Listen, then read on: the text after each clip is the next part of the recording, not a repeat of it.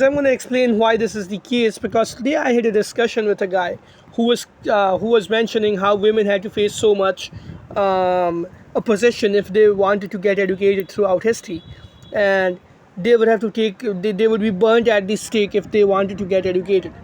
Now, I did try to argue with him, but he didn't really understand. Honestly, I stopped arguing, but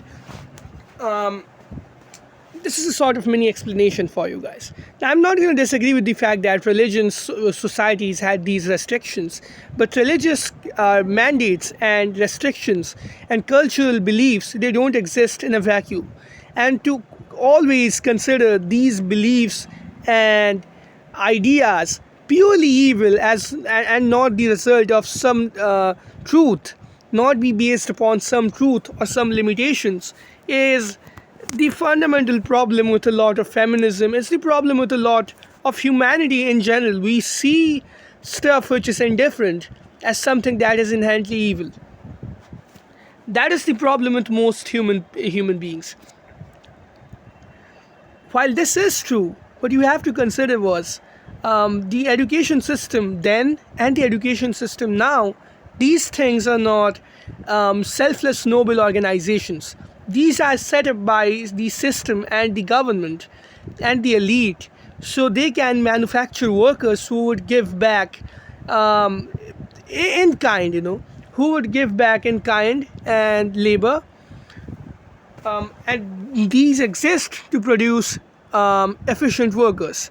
The difference is, historically, most jobs were not purely intellect based, and I'd get to that in a moment. Historically, for you to make a living purely out of intellect, you would have to be a scientist, a genius.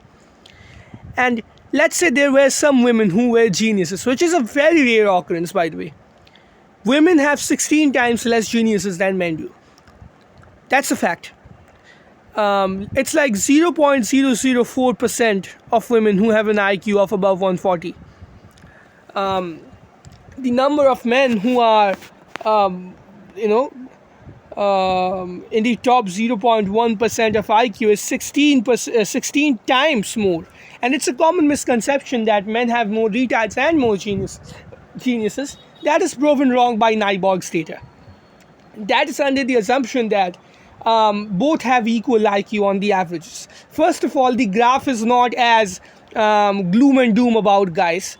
Secondly, it's not as variable as some people show in representations. And secondly, those graphs mostly do not count for the median difference in IQ. Women simply just have more retards and men simply just have more geniuses, because at median, the IQ of men is 3 to 5 IQ points higher, even if men have slightly more variation in IQ.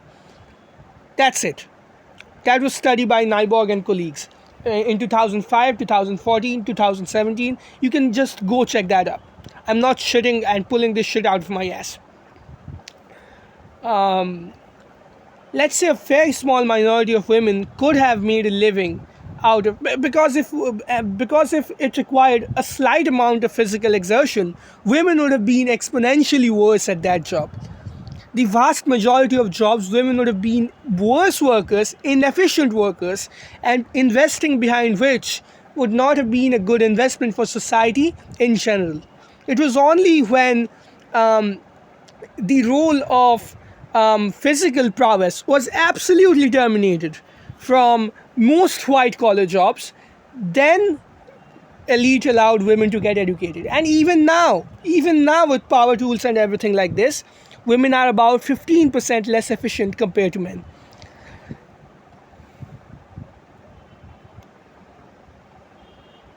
Not this one. I deleted this one. It was the same. Wait a moment. This would have to be part 2.